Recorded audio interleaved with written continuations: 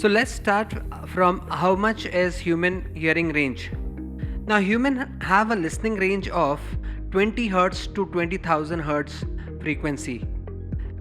Now K is equal to 1000 and the K has to be small. And how do we calculate Hertz? So if you see the image, the green line are called waves and the red line is representing the start and the end of a complete wavelength. So from this point to this point is a complete wavelength, and then you have a black line below measuring a time distance of 1 second. So the number of wavelength completed in 1 second is equal to number of hertz. Like in the image there are 3 waves in 1 second. So if you have 20 wavelength in 1 second, it will be 20 hertz and so on.